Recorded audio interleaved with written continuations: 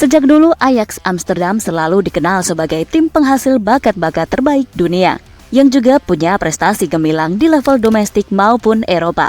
Sebut saja pemain-pemain seperti Johan Cruyff, Ruud Gullit, Edwin van der Sar, hingga Marco van Basten. Namun sebagai tim asal Belanda, Ajax tak punya cukup power untuk mempertahankan para pemainnya, terutama mereka yang ingin main di liga top Eropa, seperti Spanyol, Inggris, ataupun Italia.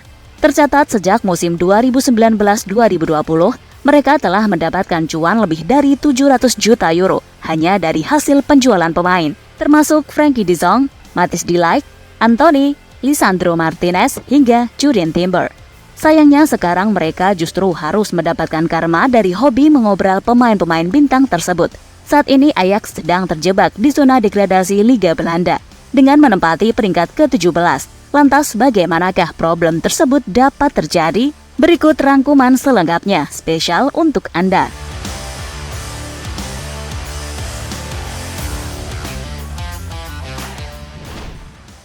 Selama kurang lebih 10 tahun terakhir, Ajax bisa konsisten memproduksi bakat-bakat terbaik Eropa, bahkan menyabet sederet gelar bergengsi.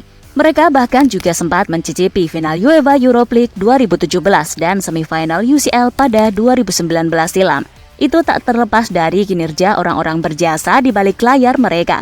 Siapa lagi kalau bukan sang legenda Edwin van der Sar dan Mark Overmars, yang masing-masing menjabat sebagai CEO dan Direktur Teknik Ajax. Merekalah sosok di balik mencuatnya bintang-bintang besar dunia saat ini, seperti Andre Onana, Ryan Gravenberch, Mohamed Kudus, dan masih banyak lagi pemain lainnya.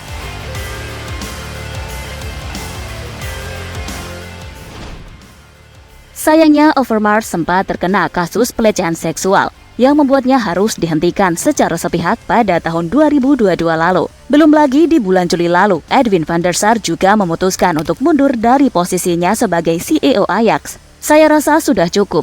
Saya merasa perlu mengambil jarak, istirahat, dan melakukan hal lain. Rasanya tidak baik mengambil keputusan tentang masa depan klub ini di masa mendatang. Itu sebabnya saya memutuskan untuk mengundurkan diri, tutur sang legenda dikutip dari The Athletic.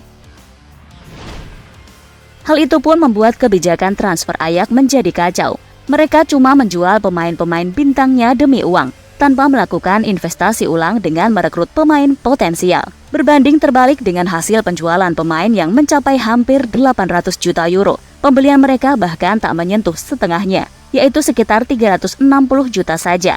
Malahan beberapa nama yang mereka angkut adalah pemain buangan dari mantan klubnya, seperti Chuba Akpom, Benjamin Tahirovic, dan Steven Bergwijn. Bahkan kebijakan itu dikritik salah satu legenda mereka, Ronald de Boer. Ajax malah menendang pemain seperti Dusan Tadic dan Edson Alvarez yang bahagia di Ajax, lalu mendatangkan pemain kelas B yang tak bisa diharapkan selalu main bagus.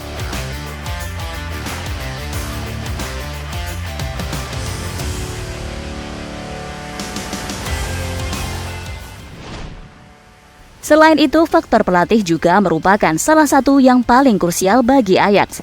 Pasalnya, setelah ditinggal Erik ten Hag yang sudah menjabat selama kurang lebih 5 musim, mereka nampak kesulitan untuk mengembalikan performa terbaiknya. Tercatat sudah ada 3 nama pelatih yang menggantikan posisi ten Hag, dan mayoritas bahkan diberhentikan sebelum genap setahun menjabat, mulai dari Alfred Schreuder, John Heitinga, hingga Maurice Stijn yang bertanggung jawab atas buruknya penampilan tim peraih 4 gelar UCL tersebut. Saat ini mereka terjebak di zona degradasi era divisi Belanda dengan menempati peringkat ke-17. Hasil dari 1 kali menang, 2 kali imbang, dan 4 kali kekalahan. Gawang mereka bahkan sudah dijebol sebanyak 16 kali dan cuma mencetak 11 gol. Buruknya performa tim Ajax membuat seluruh jajaran mereka harus segera berbenah jika tidak mau sampai benar-benar terdegradasi dari era divisi untuk pertama kalinya sepanjang sejarah.